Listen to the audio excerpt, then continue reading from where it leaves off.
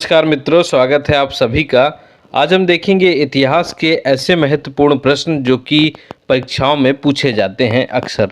तो आइए शुरू करते हैं। जैसे कि पहला प्रश्न है कि प्रसिद्ध ऐतिहासिक स्थल हम्पी किस जिले में स्थित है। इसका आंसर होगा ऑप्शन नंबर ए, बीजापुर में स्थित है। हम्पी कहाँ पर है? बीजापुर में स्थित है। अगला प्रश्न है दूसरा प्रश्न है निम्नलिखित में से कौन अपने को ईश्वर का अभिशाप कहता था। इसका सही आंसर होगा ऑप्शन नंबर सी, चंगेज खां। चंगेज खां खुद को ईश्वर का अभिशाप कहता था।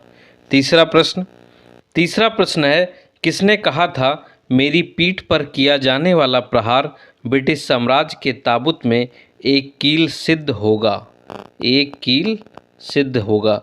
तो देखिए इसका सही आंसर होगा option number D, Lala Lajpat Rai इसका सही आंसर होगा। चौथा प्रश्न है हंटर कमीशन की रिपोर्ट में किस विकास पर विशेष जोर दिया गया था। तो इसका सही आंसर होगा ऑप्शन नंबर ए, प्राथमिक शिक्षा पर विशेष जोर दिया गया था। अगला प्रश्न है पांचवा कि 1932 के पूना समझौते के साथ किसका सीधा संबंध था। तो इसका सही आंसर होगा ऑप्शन नंबर डी, भारतीय दलित वर्ग का संबंध था। आगे चलते हैं। छठवां प्रश्न है भारत की आज़ादी के समय कांग्रेस के अध्यक्ष कौन थे। तो इसका सही आंसर क्या होगा? इसका सही आंसर होगा option number A, Jawaharlal Nehru. अगला प्रश्न देखते हैं सातवां प्रश्न है वर्ष 1946 में गठित अंतरिम कैबिनेट की अध्यक्षता किसने की। तो इसका राइट आंसर होगा option number C, Jawaharlal Nehru इसका सही उत्तर होगा। अगला प्रश्न है आठवां निम्नलिखित में से किसने सोम प्रकाश नामक समाचार पत्र शुरू किया। इसका आंसर होगा ऑप्शन नंबर सी, ईश्वर चंद्र विद्यासागर ने सोम प्रकाश नामक समाचार पत्र शुरू किया। नौवां प्रश्न है भारत का राष्ट्रीय पंचांग किस संवत पर आधारित है। तो इसका सही आंसर होगा ऑप्शन नंबर ए, शक संवत पर आधारित है।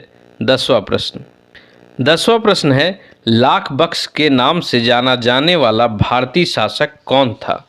तो इसका आंसर हो जाएगा option number B, Qutbuddin Aibak को लाख बख्श के नाम से जानते हैं। 11वां प्रश्न है अलबरूनी किसके शासनकाल में इतिहासकार था। तो इसका आंसर हो जाएगा option number D, Mahmud Ghaznavi के समय अलबरूनी इतिहासकार था। आगे चलते हैं। 12वां प्रश्न है कि अभिनव भारत नाम अंग्रेज विरोधी संगठन की स्थापना की थी, यानी किसने की थी। तो इसका राइट आंसर हो जाएगा option number A, BD. Savarkar. आगे चलते हैं। 13वां प्रश्न है सूरत की फूट के बाद कांग्रेस किसके हाथ में आ गई।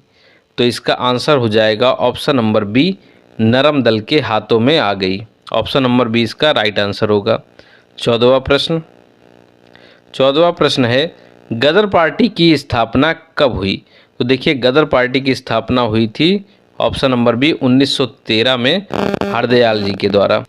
अगला प्रश्न है 15वां किस भारतीय आंदोलन का शीर्ष गीत बना वंदे मातरम।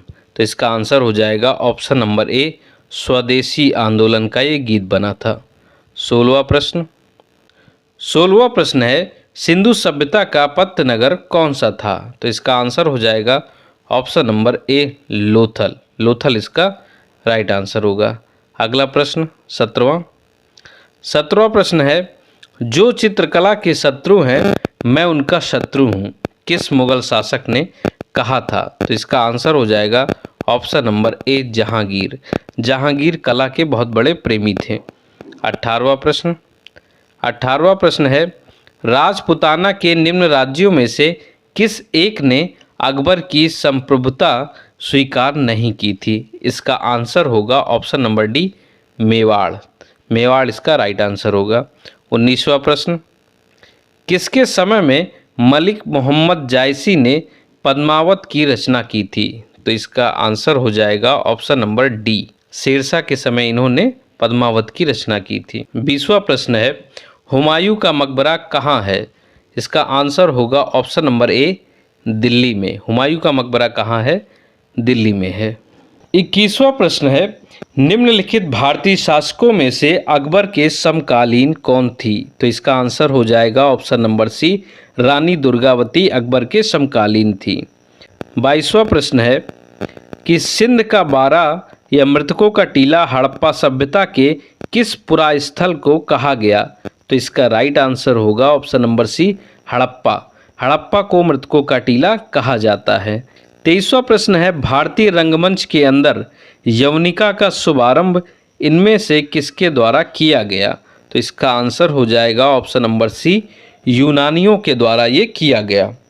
24वां प्रश्न है पानीपत की तीसरी लड़ाई इनमें से कौन से वर्ष में हुई थी?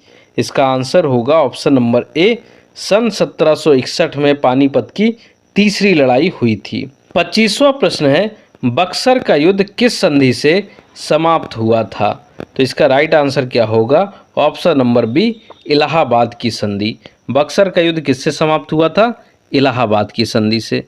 अगला प्रश्न है 26वां कि विक्रमशिला विश्वविद्यालय का संस्थापक था। इसका राइट आंसर क्या होगा? Option number B, Dharmapal. Dharmapal ने विक्रमशिला विश्वविद्यालय की स्थापना की थी। 27वां प्रश्न खालसा पंथ के संस्थापक थे। इसका आंसर हो जाएगा option number B, Guru Nanak Dev Khalsa पंथ के संस्थापक थे।